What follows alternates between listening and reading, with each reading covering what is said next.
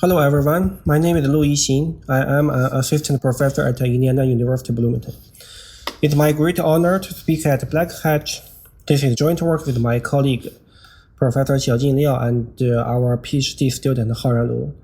So today we are going to talk about the design pitfalls and security challenges in the commercial mini programs on both Android and iOS.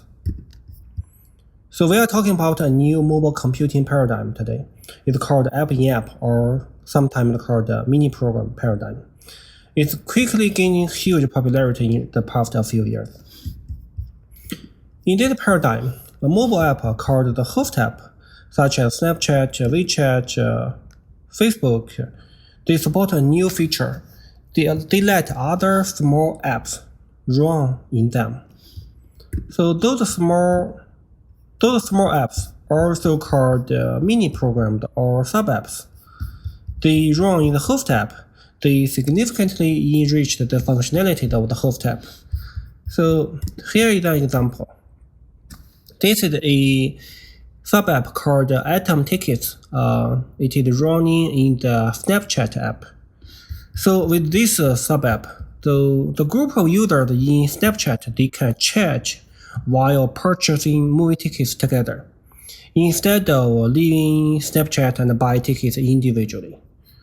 So with sub-apps, for example, with Amazon sub-apps, you can also place Amazon orders inside a host app.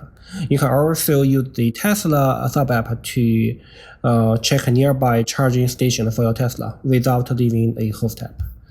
Sub-apps have been released by major app vendors and service providers such as Amazon, Tesla, Google, Starbucks, Microsoft.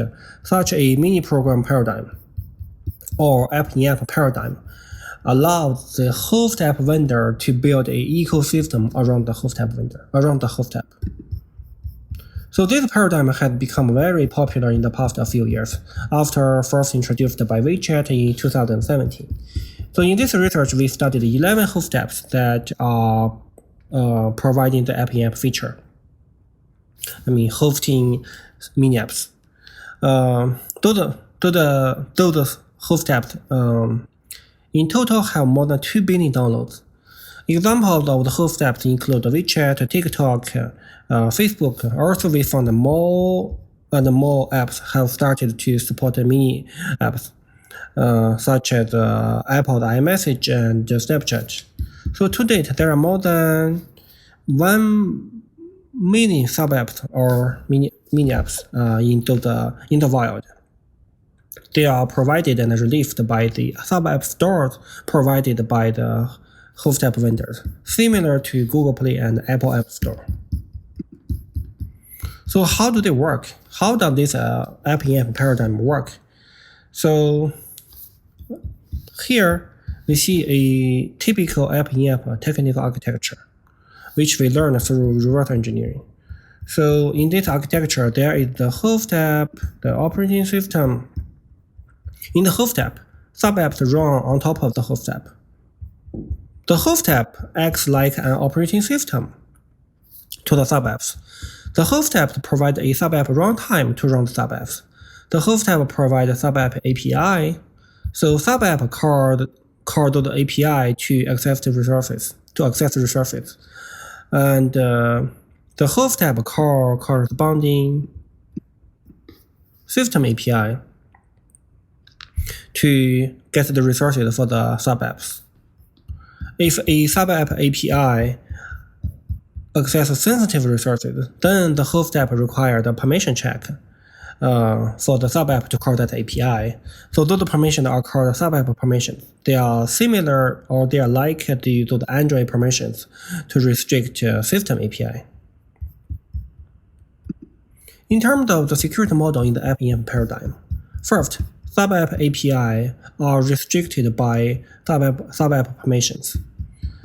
Those permissions must be granted by the user to the sub-apps. So this is similar to how Android and iOS apps request permissions. Second, the sub-apps are isolated from each other by the host app. Third, the host app usually has a sub-app store that vet sub-apps. They check the malicious sub-app or detect those with privacy violations. This new app-in-app paradigm introduces new security challenges. First, it is fundamentally difficult for the host app to properly manage sub-apps. In particular, the host app cannot reuse the mechanism through which the OS manages mobile apps. For example, Android uses the traditional Linux user ID to isolate mobile apps. On Android assigned a Linux UID to each app, so each app and the resources are isolated naturally by the Linux kernel. However, such a mechanism cannot be easily replicated to the host app to isolate the sub-apps. Also, the host needs to securely manage system resources delegated to the sub-apps through permission policies such as similar to the Android permission policy or iOS entitlements. However, we found that the operating system level security policies are opaque, scattered, and never organized for the host vendor to reuse. It's hard for the host app vendor to construct sound security policies that are compliant with the operating system to regulate system resources. Also, given the host limited capability and resources, it's hard for them to manage the sub-app UI model and the lifecycle, which we will detail with attacks in this talk. Another challenge is the lack of standard. We found that different host apps today have provided heterogeneous sub-app APIs and security policies, even for accessing the same kind of resources. In the absence of a standard, the sub-app API and policies can easily go wrong, unnecessarily convoluted, and which can be hard to verify and protect. So next, I will hand over the talk to Haoran, who will continue and introduce the new vulnerabilities that we found on the most popular app-in-app system in the wild. Hi there. Thanks for the introduction. And I'm Haoran. I'm going to talk about the 4 design pitfalls we discovered during our study. So, namely, the 4 pitfalls are system resource exposure, the new overlay hazard, a sub-window deception, and the sub-app lifecycle hijacking. So first one, I'm going to talk about the system resource exposure. Ideally, in app-in-app architecture, sub-app permissions required for sub-app API are supposed to be consistent with the permissions required by the operating system when using the relevant system API as the wrap. For example, recording audios need to use the microphone, which can be accessed by the host app using the corresponding Android or iOS APIs. The host app wrap the API and provide a unified sub-app API. Since the operating system requires permission to use its audio recording APIs, the sub-app APIs should also be protected by a sub-app permission. In the example, record audio permission on Android and microphone usage entitlement on iOS are required by the operating systems. So the sub-app permission scope.record is also required by the host app. However, for the host, as a third-party app, it's very challenging to construct sound sub-app API permission policies. In our study, we found inconsistent permission requirements between sub-app API and system API, which lead to system resource exposure. An example is the unprotected WeChat sub-app API that can perform Wi-Fi scan. Wi-Fi scan can be accessed by Wi-Fi Manager API on Android and NE Hotspot Helper API on iOS. A host app, WeChat, wrap the two and provide a sub-app API, wx.getWiFi-list. Wi-Fi scan are protected through an entitlement Hotspot Helper on iOS and a dangerous level permission access fine location on Android. However, the sub-app API provided by WeChat is not protected by any sub-app permission. As a result, the sub-app API exposed the Wi-Fi scan capability to the sub-app, leaking out user location. We name such unprotected sub-app API as escaped sub-app API. Note that a high-profile host app, for example WeChat, is typically granted the location permission and many other dangerous permissions due to its rich functionalities, for example the camera and microphone. As a result, the adversary gains unauthorized access to system resources through the escaped sub-app API. In addition to the example we showed here, we found many other escaped sub-APIs in popular app systems, affecting diverse sensitive system resources across iOS and Android. So looking into the root cause of these escaped sub-app APIs, we found two possibilities. First is the unclear operating system level security policy. And the second is the cross-platform discrepancy of permission requirement between Android and iOS. So for the first root cause, the operating system level security policies are opaque. Again, we take the Wi-Fi scan as an example. iOS protects Wi-Fi scan with an entitlement named hotspot helper. To get this entitlement, developer must file a dedicated written request justifying that the app will not have any malicious intention to get this system permission. Apple reviews the request internally and possibly assess the risk of location leakage from the app. However, the entitlement and its public information fail to show that Wi-Fi scan can cause location leakage. Such an opaque operating system level policy makes it non-trivial to construct sub-app level policies that are compliant. In addition, we found the operating system level policies are scattered and disorganized. State-of-the-art approaches leverage a program analysis-based best effort search in the Android codespace to construct the Android API permission mappings. The results suffer from a surprisingly low coverage. For example, they are only able to find required dangerous permission for about half of the Android APIs. The other root cause is the cross-platform discrepancy. Since sub-app API is designed to be cross-platform, the effort to build sub-app API permission policies that are compliant with all operating systems has been complicated by the inconsistency between Android and iOS in terms of the resource protection. Consider Bluetooth scan as an example. Android API Bluetooth LE scanner and iOS API CB Central Manager provided the host app with access to the Bluetooth scan results. Host app wrap the two APIs and provide a sub-app API, ws.getBluetooth-devices. Android protects its API with dangerous level permission access file location. In contrast, iOS does not require any permissions or entitlements on its API. In this case, what should the sub-API permission be for the host that should be required for the sub-app API? The answer is host apps usually do not require any permission on the Bluetooth sub-app API. We found that the API designer tend to leave the related sub-app API unprotected. For example, the sub-app APIs for Bluetooth scan are not protected in multiple host apps.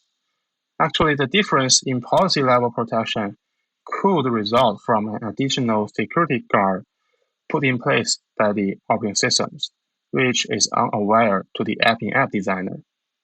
In the Bluetooth scan example, combining the signal strength and the device ID returned in the Bluetooth scan result can reveal the user's geolocation. On Android, the ID and the signal strength are returned, so the Android requires permission on the Android API. On iOS, however, one of the device ID is obfuscated, so the iOS result cannot be leveraged to reveal the user's geolocation, and so the iOS does not protect this API.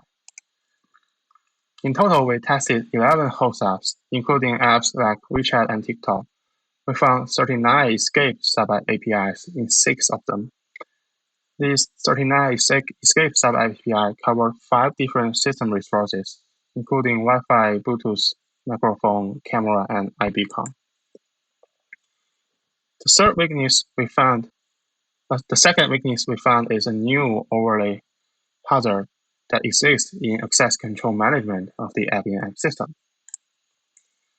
This attack is a new type of UI redressing attack, or the clickjacking attack. Before we go into details of this attack, let's quickly go over the basic of the clickjacking on Android.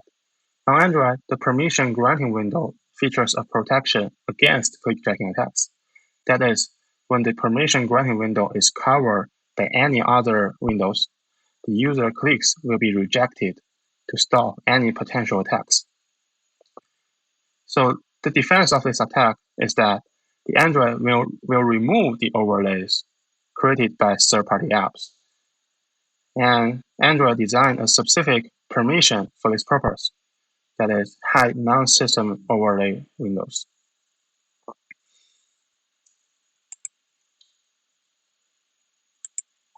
However, this permission is usually not available to host apps. The permission is designed only to be available to system apps or apps that are pre-installed by the device vendors. This leaves an opportunity for us to explore.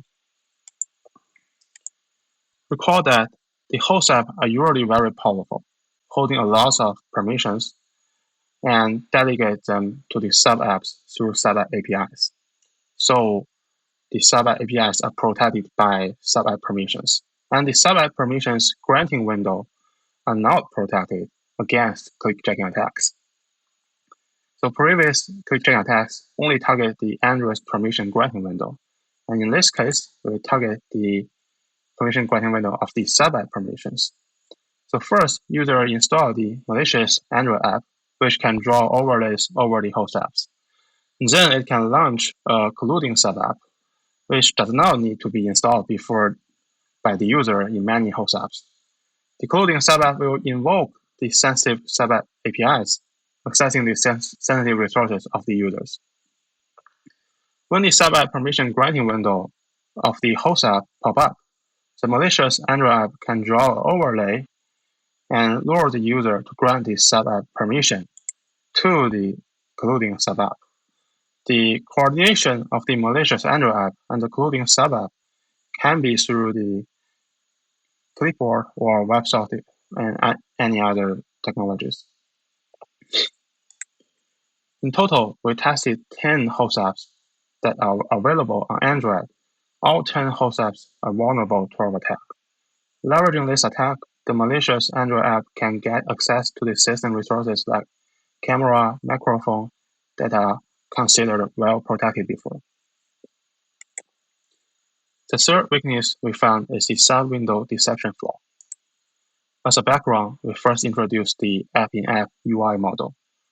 A sub-app is displayed in a full-screen window of the host app, taking over the screen used by the host app. In the screenshot on the right, areas colored in green are controlled by the sub-app. It is possible that a malicious sub-app may fake the UI of the host app. Sensitive UI of the host app, for example, the mobile wallet UI of WeChat and Alipay, are also displayed in the area controlled by the sub-app. So, in this case, the sub-app can fake those UIs.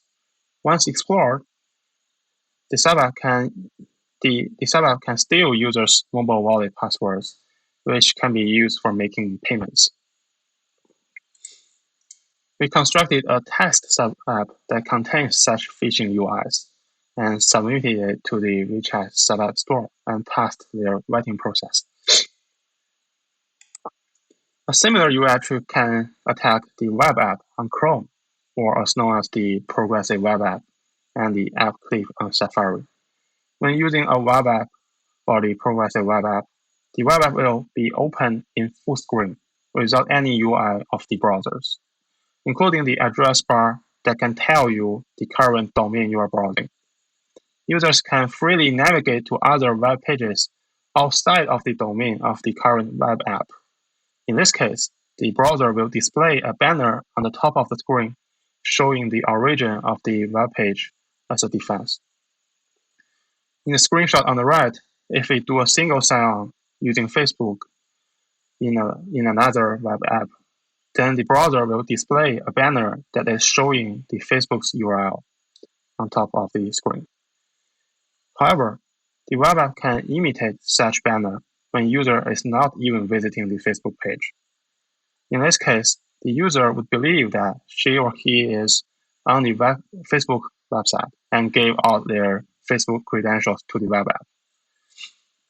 So the problem has been acknowledged by the Chrome and Apple team. So current anti-phishing techniques that works only on app level, which focus on identify the app of the foreground window. In our attack, the foreground window is always the host app, since from the perspective of the operating system, the sub-app is running within the host app and treated as a whole by the operating system. So they will not be able to tell the difference between a sub-app and a host app. So they are not able to detect such kind of attack. The first attack we discover is the sub-app Lifecycle hijacking, which is a weakness in the lifecycle management of these sub-apps. To give sub-app user a native app-like experience, the host app creates a task for the sub-apps in the Android recent screens, in which user can quickly access apps they opened before. In the screenshot on the right is an example of the task WeChat created for their sub-app. To implement the recent screen feature, each host app needs to predefine a number of activities that will be used to accommodate the sub-app. Since the number of predefined activities is limited, the number of the sub-apps user can see in the recent screen is also limited. The limit is different for different host apps. For example, for WeChat is 5 and for Chrome is 8. When the limit is reached, a mandatory recycling process starts. The newly launched sub-app will replace the oldest one's task in the recent screen silently, which means the user will not know the first sub-app he or she used that is no longer exists in the recent screen. So a malicious Android app can imitate the disappeared sub-app's task by inserting a new task of its own in the recent screen, which is also known as a task hijacking attack. There are two questions to answer before we can insert the fake task. First is, what is the disappeared sub-app? The second is, when shall we insert? We found that there is a set channel that we can use to observe the sub-app launch operation in real time. So we have answers for the two questions. Each time a sub-app is launched, the host app will edit some files in the external storage that is accessible by the malicious Android apps. Usually these files are for caching purpose. We can reliably identify the sub-app being launched through those files and count the number of launched sub-apps so far to find the correct time to insert the fake task.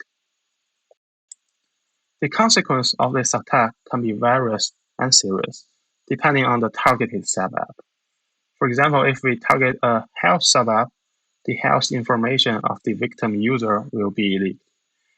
And we can also get the bank credentials or travel histories of the user if we target the banking sub-app or traveling sub-app they are using. To understand the scope and magnitude of all four attacks we presented, we analyzed 11 most popular commercial app-in-app ecosystem on both iOS and Android, including WeChat, TikTok, Chrome, etc.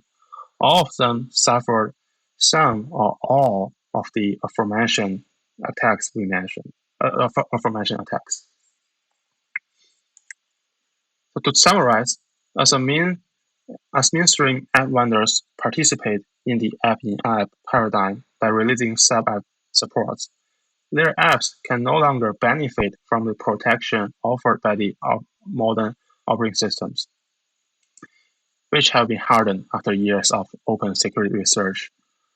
In this talk, we presented the challenges in building a secure sub-ecosystem on top of the operating system, including the lack of security standard and practice in building an app-in-app ecosystem, the security gap between the underlying operating system and the limited app-level capabilities of the host app, also the lack of operating system level support.